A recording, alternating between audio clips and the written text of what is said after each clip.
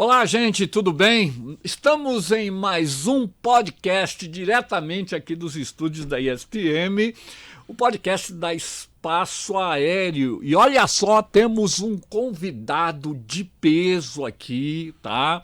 Acho que vocês ainda não estão vendo, eu vou fazer assim um pouco de suspense. Por quê? Porque o assunto está relacionado a uma coisa extremamente importante que está acontecendo no Brasil, que é o quê? Contratação de pilotos. Tanto para copiloto e para comandantes também. Vocês sabem, né? Nós estamos aí num ambiente muito propício, o ano 2024, muita gente, vai ter muita seleção e tal. E aí eu trouxe aqui uma pessoa que trabalha com isso, né? Conhece todos os meandros, né, da seleção de um piloto, conhece profundamente a aviação, muitos anos. Eu estou falando de quem? Eu estou falando do comandante Pérez. Acho que muita gente conhece, está aí o comandante Pérez. O comandante Pérez tem um currículo imenso aqui, são 2 páginas só de currículo aqui, mas eu vou tentar aqui, resumir. Oriundo da FAB, né? Nós, Força Aérea. Da Força Aérea, ele foi mecânico de voo, né? Formado lá pela Escola Especialistas, né? Ali em Guaratinguetá eu também fiz essa escola, muito legal. Depois você vai para o Centro de Formação de Pilotos Militares em Natal. Aí você passa então para piloto, né? E tal. Não existe mais, né? Uma pena, né? Mas era um celeiro justamente de pilotos, né? Para preparar para a aviação civil, né? Que era esse centro de Natal. Não tem mais, né? Mas então você foi para lá, se formou e tal, não sei o quê, fez pedagogia, né? Fez pedagogia, psicopedagogia. Depois, bom, aí tem uma lista de mestrados. Pelo Mackenzie, educação, fez educação pelo Mackenzie, doutorado em administração de empresas em Montevidéu, teve o diploma devidamente homologado no Brasil, pós de administração de transporte aéreo na FGV, na FGV. Depois, lógico, aí fez também mestrado em segurança da aviação e também a aeronavegabilidade continuada, né? Que muita gente falou, que diabo é isso?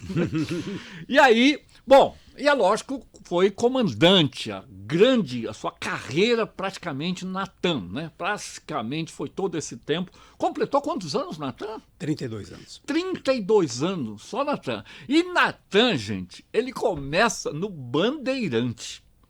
Foi uma das primeiras aeronaves. Aliás, a TAM começa com o rolinho lá, tinha um bimotor, como que era o nome daquele avião? Antes do Bandeirante, que era um táxi aéreo. Era um BTB, um 402, né? 402, eu acho. Mas eu não peguei essa época. Não, também.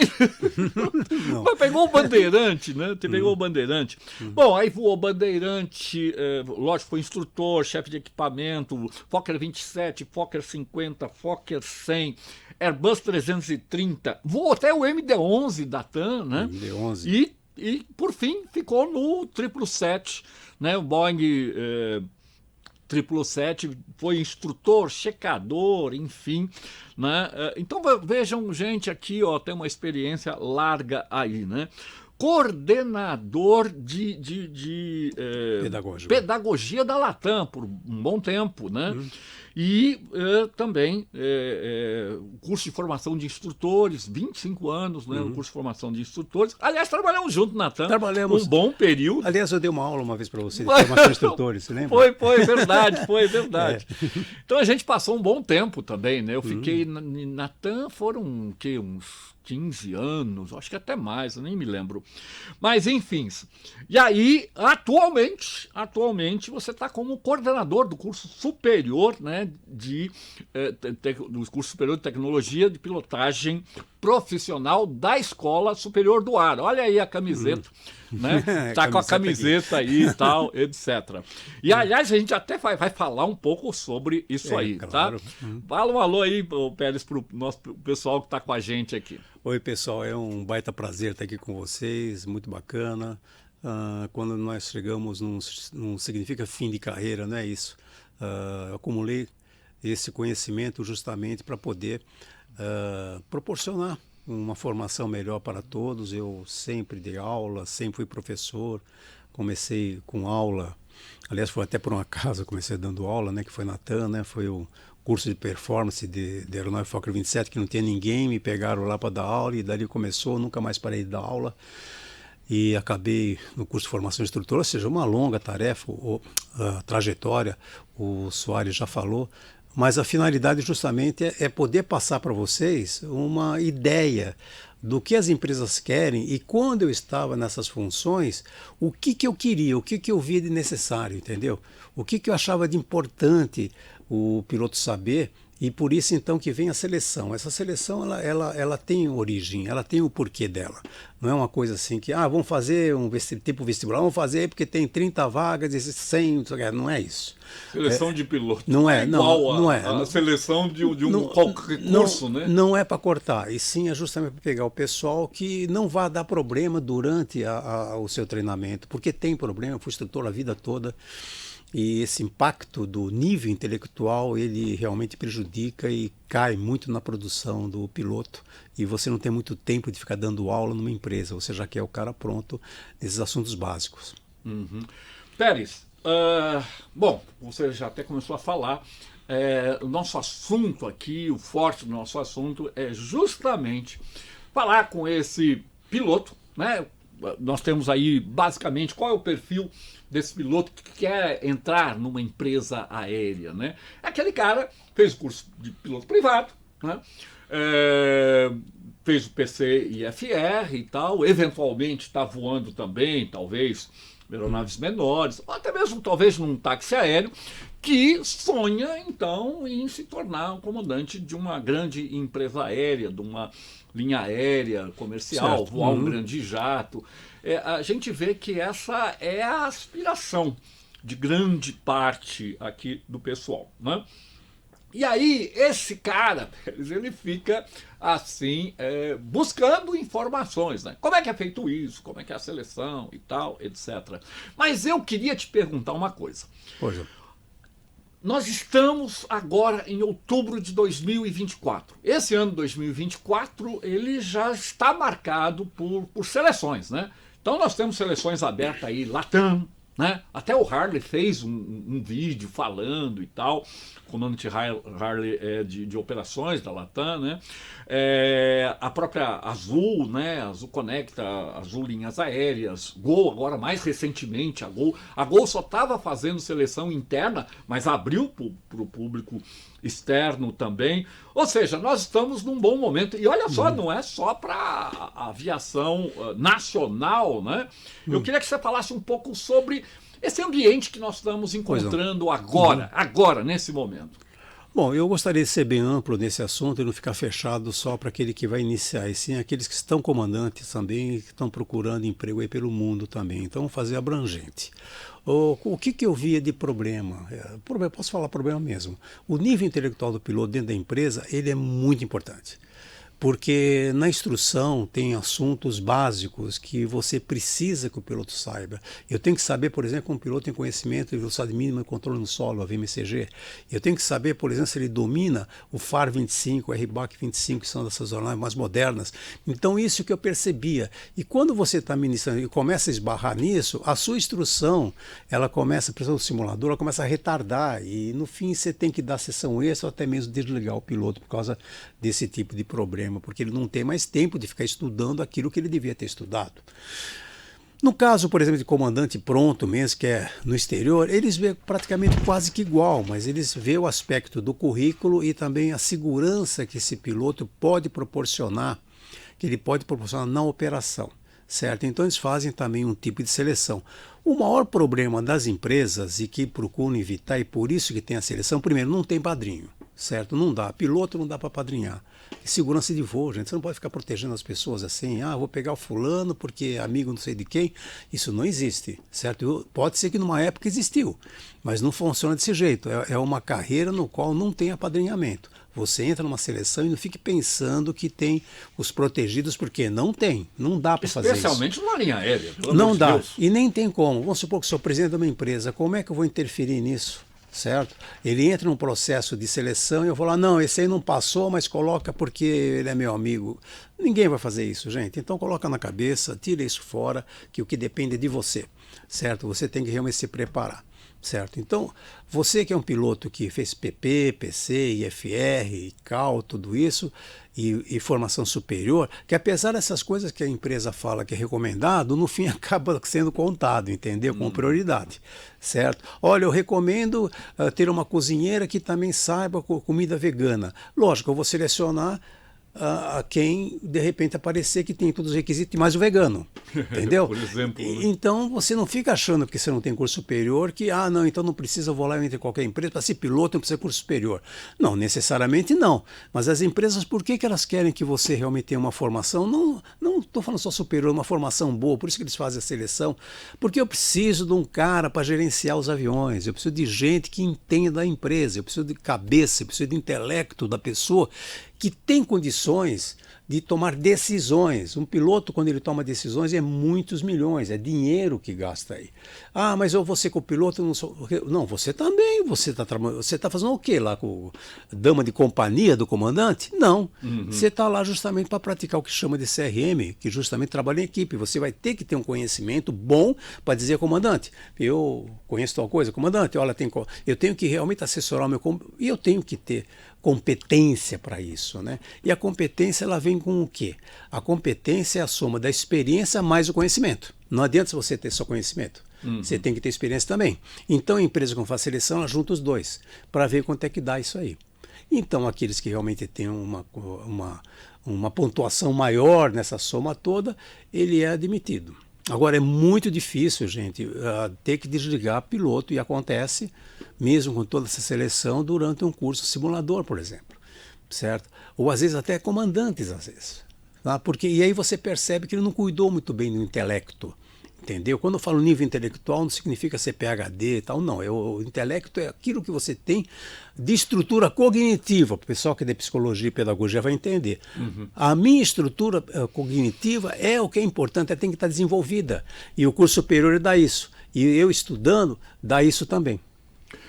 Pérez, nossa, você falou coisa pra caramba aí. Vamos separar, fique tranquilo, nós vamos separar aqui. Eu quero tudo muito bem detalhadinho.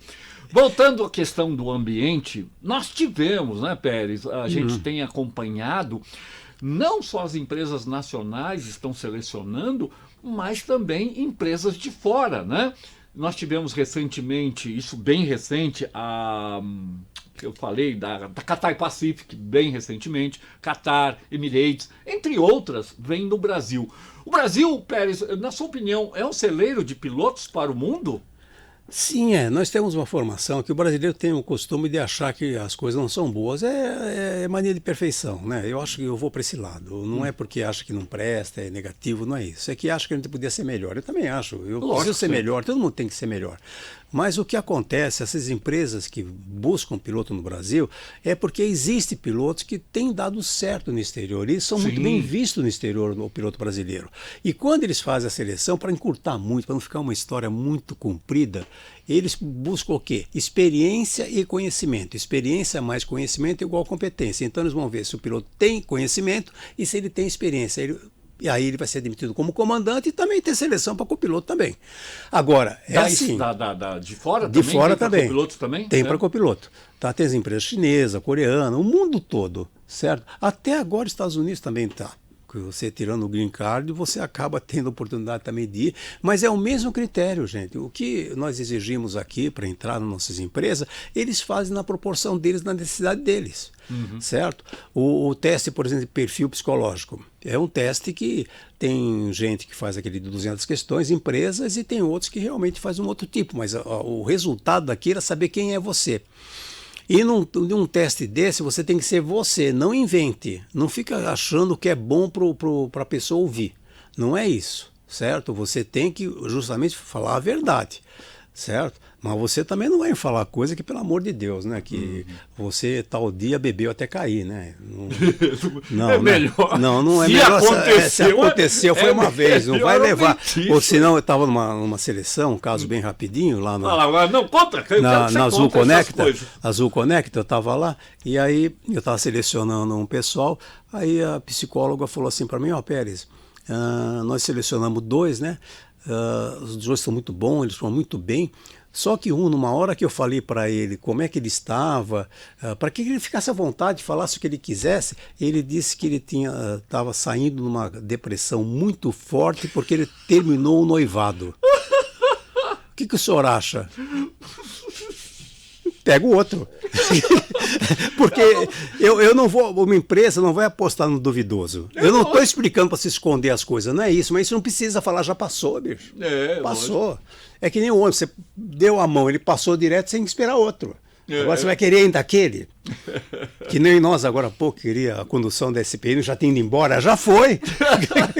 Não adianta mais. Vamos pro próximo. Vamos embora. Então, o que acontece, gente, é assim. Ser sincero nos testes, não minta, tem coisas que não precisa falar e não fica achando que é bom você falar, porque você não conhece. É que nem, por exemplo, eu conhecer umas pessoas e eu vou começar a falar coisas que eu suponho que eles gostam. Como é que eu vou? Você é vidente, é um ser sobrenatural que sabe disso? Então, para tudo, você tem que ser você sempre. Sim, mas não vem aquela história, ai, meu filho tem uma personalidade muito forte. Não, o teu filho tem uma personalidade muito forte, ele é um abestado, porque não é para ser assim. Entendeu? A pessoa tem que ser uma pessoa dentro dos parâmetros que a sociedade aceite. Equilibrado, né? Certo. Pérez, legal. Você está falando então que num primeiro passo de qualquer empresa aérea, até mesmo as estrangeiras, tem um primeiro passo. Essa primeira seleção, então, ela está relacionada com esse perfil.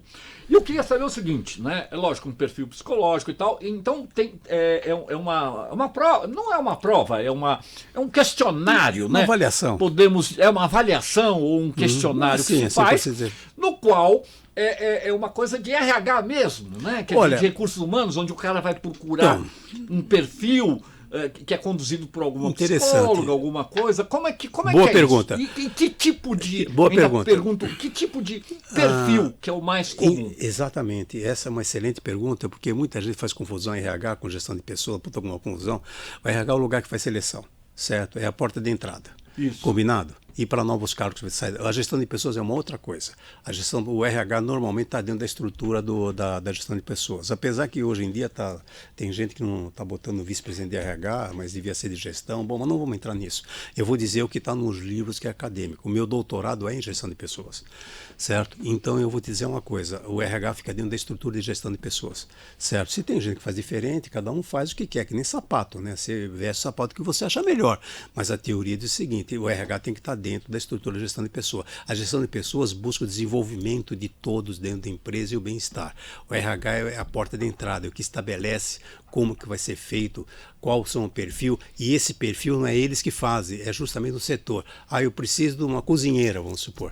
Aí vai perguntar lá o pessoal que faz comida, qual seria o perfil de uma cozinheira? Ela tem que saber fazer feijão, arroz e tal. Aí o RH vai aplicar isso, o RH não vai inventar. Ele é o senhor de tudo. Quando ele está estabelecendo tudo isso, ele está em comum acordo com o setor que necessita. Então, se eu preciso de piloto, o diretor de operações e mais a equipe dele, pode ser assim por se dizer, vai dizer o perfil do piloto que ele precisa baseado naquilo que ele não quer. O que ele não quer, ele vai procurar não colocar naquilo, ele vai colocar as qualidades que ele acha importante. Certo? E isso vai para o RH. Evidentemente que o RH também, as pessoas têm psicólogo, tem um pessoal profissional que vai também analisar tudo isso, e tudo isso é um conjunto, onde que amadurece as exigências de perfil que o setor faz para ele, certo? Para o RH, e logicamente um amadurecimento. E eu te digo uma coisa, eu já fiz avaliações para cargos dentro da Latam, e são muito bons os testes, você fica impressionado com a qualidade. Na Latam eu fiquei impressionado, parabéns do pessoal, deve estar lá ainda, que foi da Latam, que me entrevistaram e que me deram uma devolutiva do teste, que eu fiquei meio assim, falei, essa pessoa dorme comigo, tem alguma coisa, não é possível que sabe tanta coisa, sabe, não minta, que a mentira tem perna curta, isso já é velho. Minha tataravó, acho que falava isso até antes dela, isso é uma coisa muito antiga, né, que mentira, não minta, gente, treina a não mentir. Também, certo? É melhor ser genuíno, né? Ser sempre sincero, que você só ganharia simpatia. Fidelidade traz amigos, traz amizade, apesar que dentro da empresa você tem colegas, certo? Isso já é mais profundo, já ia tomar conta aqui da espaço aéreo, assunto muito longo. Mas, em resumo, assim falando, eu acredito que eu deva ter respondido tudo que o professor Soares me falou, mas se tiver alguma pergunta em cima disso, tô às ordens. Então, lógico, então, essa é a primeira. O bandão vai e faz essa avaliação, então, né? O bandão faz essa avaliação e já cai um monte de gente nesse perfil, né? Cai muita gente nesse perfil aí. Bom. Segundo passo, vem então o quê? A prova técnica. Isso em geral, né? Lógico que a gente sabe que existem algumas diferenças entre uma empresa e outra, inclusive nos processos seletivos, Lógico, até lógico. desse ano pode ser uma coisa e no ano que vem eles mudarem alguma coisa. Exatamente. Aliás, você, a gente estava conversando agora no almoço, você foi até responsável por manter certas coisas, por acrescentar outras, né, segundo a necessidade da empresa ou do perfil da empresa. Então, a sequência é a prova técnica? Tem uma sequência, né? Assim, só para revisar e chegando aí na resposta, para vocês não se perderem na minha conversa. Primeiro vocês entram numa plataforma, depende da empresa, normalmente é uma plataforma que você entra, até do exterior, né? Que é o application. Você entra numa plataforma, ali vai fazer a primeira seleção para dar uma peneirada, entendeu? E são provas boas, elas não são ruins, não. Eu conheço algumas delas, trabalham muito bem. Certo? Mas com essa questão de perfil, né? De perfil. Ele vai estabelecer o perfil, ele vai ver o fit cultural, que é comportamento social, né? Que tem tudo isso que é necessário saber. No final, você vai ter uma entrevista, certo? Quando você chegar no final é porque realmente você passou por todas, tá? Você chega ali no final, você vai ter alguém do RH ali, normalmente é um psicólogo que vai estar ali, certo? E mais o seu futuro gestor, certo? Pode ser teu gestor direto, normalmente é o piloto-chefe, pode ser um chefe de equipamento, pode ser até um diretor de operações, por que não? Depende, tem que ser alguém que realmente vai trabalhar com você. Normalmente se deve fazer isso com o piloto-chefe ou com alguém que seja do equipamento, um chefe de equipamento, coordenador do equipamento, porque ele vai lidar com você, então ele quer saber quem é você, certo? Ali é um papo, então não queira aparecer também. E outra coisa, isso às vezes é feito virtual. Virtual, não fique achando que você não deva se trajar direito. Coloca uma camisa, pode ser uma polo dessa daqui, entendeu? Não vai lá de camiseta regata, né? Barbudo, certo? E cabelo espenteado, tudo, que é um doido. Que essas coisas realmente não adianta. A sociedade, ela não mudou. A sociedade tem as suas exigências. Ah, mas eu sou assim. Meu, você é assim, tudo bem. Mas só que tem o seguinte, a sociedade, ela tem seu nível de aceitação e você tem que entender que tem isso, você gostando ou não. É um perfil mais tradicional, você diria, Pérez? É um perfil mais tradicional. Não precisa botar um terno, né? Porque aí vão achar que você é neurótico até, né? Menos também, né? Usa uma roupa bacana, tal, que nem o Soares está, eu estou também aqui, não tem problema, tal. Mas uma coisa que te dê aspecto de organização, certo? E procure não discutir, certo? Não discutir, porque às vezes a pessoa se sente... Tem gente que discute. Tem sim, eu já fiz entrevista que ela começou a discutir. Lógico que ficou cortado na hora, porque o cara já está discutindo na entrada, então durante vai ser quebra-pau, vamos rolar pelo chão, né? Porque se a pessoa não consegue se controlar numa entrevista de emprego, realmente é uma coisa muito séria, não dá certo. E tem algumas dicas, né, de entrevista também que são muito importantes, Soares. Que você, manda aí que a gente quer saber. Você deve prestar atenção. Preste atenção, dicas importantes para a entrevista, fique ligado. Eu fazia entrevista, lógico, né, e o que acontece, nem todas, né, que eu deixava sempre o piloto-chefe fazer. Que o piloto-chefe é o chefe dos pilotos, ele que lida com os pilotos. Tá? Então eu tenho que confiar nele. Você tem que também ver. Que isso? Então não acredito. Ou eu acredito ou não acredito. É que nem casamento, bicho. Se você vai casar achando que vai ser traído, então não casa, bicho. É lógico. Né? Então se você está lá casado, então confia, porque desconfiar a troco do quê? Então, o que acontece é assim. Tinha lá 8 bases que nós tínhamos lá na empresa, né? Eu vou falar na Azul Connect, né, que eu fui diretor de operações. E eu, logicamente, tinha que transferir o pessoal, né? Eu não tenho vaga só em Jundiaí, em São Paulo, que tinha Congonhas, eu que comecei com Congonhas também, né? Ali inovador, aliás, a empresa foi criada, né? E foi a mesma ideia. Desde o início dessa empresa, desde o comecinho, né? Que era a Too Flex. Né? Era a Too Flex, ela virou linha aérea por idealização dos donos, todos queriam isso mesmo. O Rui Aquino e o Anderson, eles queriam que fosse uma linha aérea, queriam que fosse regional. Deu tudo certo, queriam fazer um code share e fazer essa transformação cultural não é tão fácil assim. Mas o piloto, eu me surpreendi. Pilotos são pessoas muito mais tranquilas de lidar, viu? Eles, quando vê que você começa a mostrar uma coisa bacana ali na frente, ele se adapta muito fácil. O piloto não é problemático como algumas pessoas acham. O maior problema que se tem numa transformação da empresa é com o administrativo.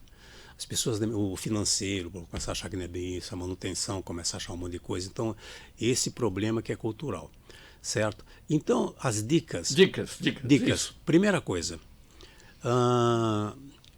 você ficaria baseado em Manaus? Ó, a resposta. Olha, se tiver que ir, eu vou. Você está cortado. Você está cortado. Deixou dúvida? Não, deixou dúvida. Porque nem tem outro ali, está esperando para entrar. Que vai. Ali, que ele vai, entendeu? Você, mas eu vou mentir. Problema é teu, entendeu? Tudo aquilo que você fala, você é responsável pelo que você fala. Se você está mentindo ou não está, a responsabilidade é sua, certo? Então, essa é uma das coisas. Tá? Aí vem a expectativa, né? Escuta, qual a expectativa que você tem nessa empresa? Bom, se perguntar isso para mim, se fosse novinho, eu falo, não, eu quero ser o dono da empresa, com a minha expectativa. Aliás, essas perguntas não se faz mais. Os testes são muito modernizados, não tem mais essas perguntas. O que você vê de defeito em você? Essas perguntas não se faz mais.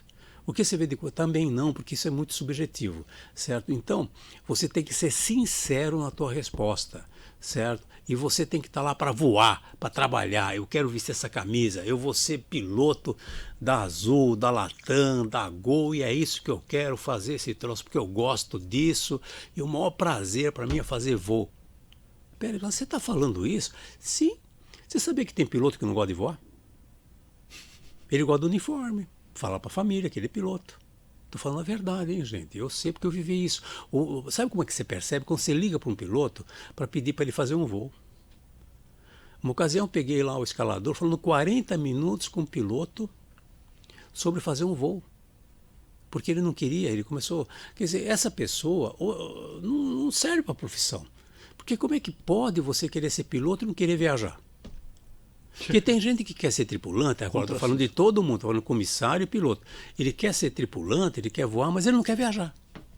Porque ele tem o gato, ele tem a namorada, tem o namorado, tem não sei o que lá, tem o aniversário do papagaio, tem o aniversário do cachorro do vizinho, quer dizer, é uma puta, uma confusão. Não me liga no meu horário de folga, porque qual que é o problema, criatura, ligar para você? Ser proibido ligar para você? Uhum. Não, mas é lei, eu não quero ser perturbado. Então, olha, você não gosta. Eu nunca me importei a hora que me ligasse, bicho. Nunca me importei isso, porque eu não quero nem saber, eu posso fazer ou não posso. Qual é o incômodo de se sentir ofendido? Esse cara não serve para a profissão. Né? Ele está contrariado. Ele não quer que mexa com ele. Que olha a escala e fica fazendo assim, eu vou fazer esses voos e tal. Eu quero um cara que é motivado, entendeu? Inspirado, que queira fazer o voo. Se você quer fazer um voo, qualquer um, vai lá, faz o voo, você gosta de fazer aquilo, certo? Mas é a minha família. Tua família sabe que você é aviador. Ou eles não entenderam ainda? Se você é aviador, a tua família tem que saber que você viaja. E que você tem essas coisas. Se você tem um problema, você diz que você não pode, eu estou com um problema. Ou você pega e faz um reservado lá pro safety lá, dizendo que você precisa sair fora da escala porque você está com algum tipo de problema. Hoje em dia as empresas não perseguem isso, não tem nenhum problema. Porque não pode ficar um cara problemático, né, bicho? Você tem que ficar cuidando da pessoa. A dica é não... Agora você está dizendo, mas o Pérez está falando tanta essa história que o cara não aceita, fica nervoso. Não, eu estou dizendo para você o perfil que você tem que mostrar na entrevista. Se você está afim, você gosta daquilo, você quer fazer aquilo, e é o teu desejo, e para qualquer lugar que você vá vai ser um prazer. Eu tenho aí A resposta de Manaus seria qual, então? Eu vou tranquilo, não tem problema. Eu estou aqui para voar, eu quero voar mesmo, eu quero conhecer Manaus, inclusive. Pronto. Acabou. Não, mas é verdade.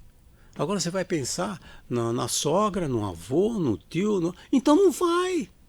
Então não vai trabalhar de piloto, já vai fazer outra coisa. Se você está com tanto compromisso assim, porque a empresa ela quer que você é uma espécie de taylorista, tá? A empresa quer que você faça a tarefa, certo? Que você cumpra pelo menos a teoria do Taylor, que é cumprir tarefa. Depois que você cumpriu tarefa, aí tudo bem. Agora, ter certos entendimentos, isso poderá haver, mas assim, essas vontades... Eu estava conversando com um amigo que ele está voando numa empresa lá nos Emirados, não é Emirates, Ele falou que o pessoal lá é ótimo de lidar. Ele estava com o pai doente em São Paulo, ele comentou com o rapaz da escala, porque lá o piloto pode ligar para a escala, né, que nem aqui, que você tem que falar com o atendente, porque acha que vai comprar um monte de coisa. Eu não vou falar esse troço. Aí ele falou, olha, tudo bem, eu vou fazer, mas eu ando muito preocupado, meu pai está doente em São Paulo. Então o senhor está dispensado 15 dias, o senhor pode ir para São Paulo. Porra. Pode, o senhor precisa mais? Não. Tudo bem, passou 5, 10 minutos, o chefe dele ligou. Olha, eu lamento muito por você estar com esse problema, tudo. Eu gostaria de não ter que estar conversando esse assunto com você, mas resolva o teu problema lá na sua cidade e depois você volte. Isso é uma coisa que uma empresa pode fazer, entendeu? Ele pode fazer a empresa. Agora, você ter problemas constantes na sua família, gente, é difícil, é complicado você ter uma atividade de viajar. Então, eu estou dando para você uma filosofia de conversa. Certo? Para você não levar esse tipo de coisa. Porque senão o cara vai ter de demitir. Ele não vai ter de demitir. Por exemplo, nem entra. É que nem você contratar um empregado para trabalhar em casa e falar, olha, eu posso trabalhar aqui para você, mas eu não faço limpeza, só tiro pó. Banheiro eu não limpo. Banheiro não limpo, e eu quero sair meio-dia. Entre as 9 saio meio-dia. Meu, certo? Então, acho que deu para entender. Esse eu passei para vocês, essa história, para você entender o cerne da questão, entendeu? Não propriamente dicas, mas sim coisas que não se deseja que uma pessoa seja, entendeu? E o fit cultural pega isso, certo? Um dos testes. Isso no fit cultural, pega. Que é aquela primeira coisa. Ele, né, te define, é. Ele te define. Depois vem a parte da prova, propriamente teórica, técnica, né? Não é essa prova, tipo a ANAC que você faz, não, isso aí no transcorrer. Você tem uma sequência na plataforma que diz, bom, primeiro tal coisa, aí depois entra uma prova, de repente uma prova de inglês, pode ser. As seleções costumam ser em inglês, né? A Gol, que parece que era em português, né? Depende da empresa que você está se candidatando, por isso que é bom. E o que realmente a gente não vê muito acontecer é ter o edital onde que fala o que vai cair na prova, porque é uma avaliação global, por isso que não tem. Não tem isso. Não tem porque ele quer saber de você, porque se fosse realmente colocar, ia ser muita coisa e ia demorar muito tempo. Então, ele quer só pegar um geral seu. Agora, o decisivo é quando você vai para a entrevista final. Ali realmente é a batida do martelo. Tá. Que ele só vai para a entrevista final depois que passou tudo isso. Depois passou tudo isso aí. Depois. Né? A hora que ele passou tudo isso, aí ele vai para o final. Porque a gente tem aqui na Espaço Aéreo, né, nós temos um curso preparatório para a seleção de piloto para a linha aérea, né?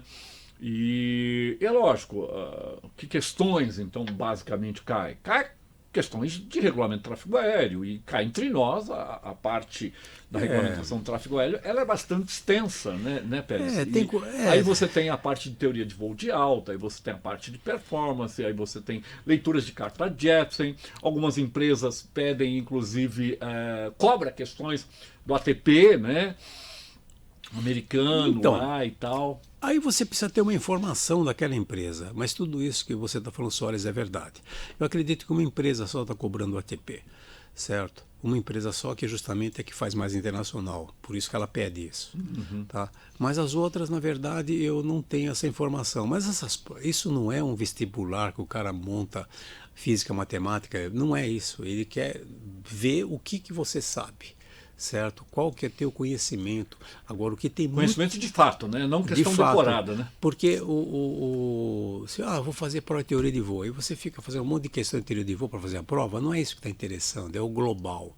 Já houve esse tipo de seleção, já houve dessa forma. Mas não é a mais eficiente delas.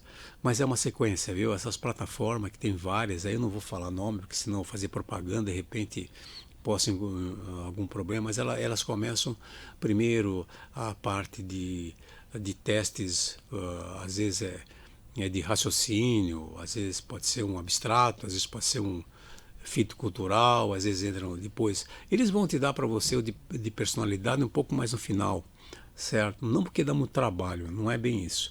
É para fazer uma sequência, porque já vai te eliminando. As etapas são eliminatórias. Quando você chega no ponto de você sentar ali para conversar, é porque você já é um potencial funcionário. Você já está com uma grande possibilidade de entrar. Agora vale o seu comportamento. Ok. Bom, E isso lógico, as empresas a gente mais ou menos tem assim, a gente tem algumas provas passadas. É lógico que a empresa, seja A, B ou C, ela pode inclusive alterar, né? Você em algumas empresas já passou e já fez seleção, entrevista com o piloto. Uma pergunta mais assim relacionada ao entrevistador, que vai fazer uma entrevista técnica. Você olha para o cara. Eu não sei se tem isso, Pérez. Eu acho que é a dúvida também da nossa audiência aqui. Você olha pro cara, aí você olha assim e fala: eita, não gostei O cara nem abriu a boca. Você fala: não gostei desse visual do cara. Isso interfere? Não interfere? Não, é assim. Sabe qual é o medo? Que eu me colocando na pele do candidato.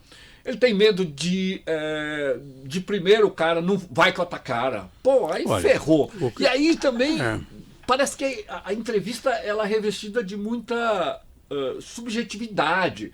O cara pergunta o que quer. É assim ou não? Como é que é? O problema é assim, é a interpretação de quem está entrevistando. Realmente acontece isso. Às vezes a pessoa, ela começa a... Ela não é, porque toda pessoa que fica impressionada com a outra assim, dessa forma, ela não está muito bem preparada para esse tipo de ação. Porque quando você é que nem aluno, você não pode discriminar aluno, nem ir com a cara de um nem na cara do outro. Sim. Você tem que ter um treinamento seu mesmo de não fazer isso, certo? Mas tem esses casos, acontece. Uma coisa às vezes que pode acontecer é overqualification, que a RH adora fazer isso, que eu acho super errado. Vê RH, não faz isso não. Overqualification? É a pessoa que tem muita qualificação, eles acham que vai ser uma pessoa que vai dar problema. É verdade. Isso aí, RH, é verdade. para com essa ignorância, vai estudar, vai dar uma lida direito. Isso não é bem assim. Você não fez os testes dele, perfil, tudo. Às vezes a pessoa realmente ele quer trabalhar naquilo. Agora só porque ele estudou demais, ele é um cara que não pode arrumar porque ele vai dar problema. Quem foi que disse isso? Isso é coisa de gente atrasada. Quem cria problema quando tem esse tipo de conhecimento é a gente problemática, é a gente que aparece no psicotécnico, no perfil psicológico, esse tipo de comportamento, certo? Porque de repente se eu quero, com a minha idade, eu quero ser copiloto, o problema é meu. Sim. Certo? Eu tenho que me vestir de copiloto. Não, esse cara de copiloto vai dar problema. Quem foi que te disse isso? Porque ele é muita coisa, vai querer tomar conta. Gente, mas isso é coisa de ignorante. Você tá indo com um nível tão alto de seleção, daqui a pouco você faz isso aqui. Você vai na ignorância. Então não tem isso. Então olhem para a pessoa e não olhem para idade, cor, raça, sexo, nada disso que não interessa. Não interessa, o que interessa é o profissional competente. Se ele entra e dá problema, você tira ele e acabou. Certo? Agora, achar que a pessoa é muito qualificada, a minha qualificação não permite entrar com as empresas nenhuma. Se eu for me candidatar a estudo simulador, qualquer coisa dessa, eu não vou entrar. Porque o RH vai barrar, porque vai dizer que eu sei como é que esse cara é doutor, é professor, tem 3, 4, 5 pós-graduação, ele vai aqui dar instrução. Bom, mas esse cara que você precisa para dar instrução, porca-pipa, você precisa desse cara, é o contrário, não, porque aí ele vai sobressair, vai me criar problema. Não vai, ele vai criar soluções, ele não cria problema, ele vai ensinar as pessoas. Pérez, o que você está falando é de uma sobriedade imensa, né? Oxalá, eu diria que todos... pessoas que tivessem essa clareza. Eu tive lendo um artigo muito legal que bate exatamente com isso que você está falando, sobre a contratação de CEOs de grandes empresas e grupos. E a conclusão que chegou foi o seguinte, que muitas vezes o cara ele é contratado pelo currículo, que tem isso, tem aquilo, e ele é demitido por questões de relações interpessoais, ou seja, então, pelo que ele é. Eu conheço bem esse assunto. O que acontece aí, Soares, esse problema de... Às vezes as pessoas que sentem barreira com essa pessoa que tem muito conhecimento, não é que ele coloque barreira, certo? Esse que é o grande detalhe. Preconceito. E outra, é uma coisa pré-determinada. Por exemplo, você está numa empresa pequena, certo? Uma empresa pequena. Você tem, por exemplo, uma formação grande, que eu tenho uma formação grande. Eu não vou... Olha, vamos comparar uma empresa pequena, é um patinete. Você não coloca uma turbina PT6 num patinete. Você vai ter que agir de acordo com o tamanho da empresa, certo? Porque é o tamanho da empresa que determina a sua forma de administrar. Não é porque você tem muito conhecimento que você vai começar a fazer um monte de coisa e vão chamar você de louco. Eu já ouvi isso quando diretor, certo? Que, de repente, eu com tanto conhecimento e eu não estava fazendo tudo que eu realmente tenho conhecimento. Mas não dá para fazer. A empresa não comporta tudo aquilo. Você vai virar um lunático, um doido, fazendo coisas que não cabem para a empresa. É o que eu falei, você não coloca uma turbina de um PT6, que era a turbina do Carva, num patinete, que você vai arrebentar, você não vai conseguir fazer nada. Então as coisas têm que ser dosadas pela pessoa que sabe muito. Agora, o cara que sabe muito não arruma emprego, quer dizer, eu nunca vi isso. É um absurdo. É um absurdo, tem que ser o contrário, o que não sabe que não arruma emprego. Quer dizer, então, e o pior, gente, que às vezes esse tipo de conceito ele existe e não está escrito em nenhum lugar. É tipo, achar que dá problema. Eu acho que dá problema. Vai ser uma pessoa que não vai combinar. Não, de repente você vai encontrar uma solução para um monte de problema que você nunca encontrou. É verdade. Eu luto tanto para ter gente com conhecimento, aí quando aparece uma gente com muito conhecimento, esse cara não serve. Quer dizer, como é que pode uma coisa dessa? Quer dizer, tem coisa que não está rodando direito. Bom, mas o assunto principal, né, Soares, é passar para o pessoal que é candidato, né, a pensar no seguinte: as empresas elas olham para a experiência e para o conhecimento, certo? E para o comportamento social que ele tem. Isso é visto. Em síntese, basicamente. Em síntese é só isso, gente. Tudo isso que nós ficamos falando aqui resume nisso. Tem que ter comportamento. Você tem que mostrar que você é uma pessoa que entende regras, que você respeita regras e que você respeita pessoas. Durante a entrevista e todo o processo que você se relaciona com a empresa, eles vão ver isso. E a hora que eles veem isso em você, aí você vai ser contratado. E não fique querendo fazer coisa que você acha que a pessoa vai gostar, certo? Não. Agora, não me vem com aquela que nem filho mimado, né? Que, ele tem um gênio do cão.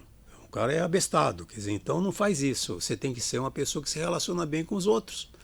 A empresa só quer isso, que você se relacione bem com as pessoas, que não seja amigo, fazer churrasco, não é isso. Que você seja um cara tratável, sociável e que tenha conhecimento suficiente para desempenhar a tua função. É só isso, gente. Só isso. Ok. Muito legal. Pérez, eu acho, gente, por favor, né? Eu acho que tem muita gente tá aí quer fazer um monte de pergunta, né? Nós não estamos ao vivo, mas deixa a sua pergunta, né? E passa para a gente e depois, se você me permitir, Pérez, lógico, a gente com o maior prazer. Não, tudo bem. Responder, né? Respondo, esses com o maior candidatos, prazer. Porque assim, eu acho que a mensagem ficou bem clara, né? Uma síntese aí. Você tem que ser verdadeiro. Tem que ter conhecimento técnico? Tem que ter conhecimento técnico, sem dúvida. Experiência. Sem dúvida. E não é só aquele conhecimento de prova da ANAC. Não, eu tirei 10 na prova da ANAC. Não, você precisa... Porque, Soares, tirar 10 não significa que é o melhor aluno. Exatamente. Tirar 10 é justamente que você conseguiu ter aquele 10 porque o que você estudou você conseguiu realmente colocar na prova. Às vezes você tira um 8 e você domina muito mais a prova do que o cara que tirou 10. Isso, olha, isso é discutível, hein? Isso aí dá avaliação até briga. É uma das coisas mais complexas na didática, no processo. Eu estou fazendo uma avaliação de aprendizagem. Eu nunca fui ter a nota alta, certo? Mas sempre virei professor, tudo aquilo que eu aprendi. Então, não tem nada a ver, certo? Lógico também, né? Persigo 10, né? Você vai atrás do 10. Mas não fica achando que você não tirou 10, que você é uma pessoa... Ou querer... aquele cara é excelente, ele tira 10. Não. Nem sempre. E tem uma coisa, antes da gente encerrar, hoje em dia, o mais importante não é QI, é determinação.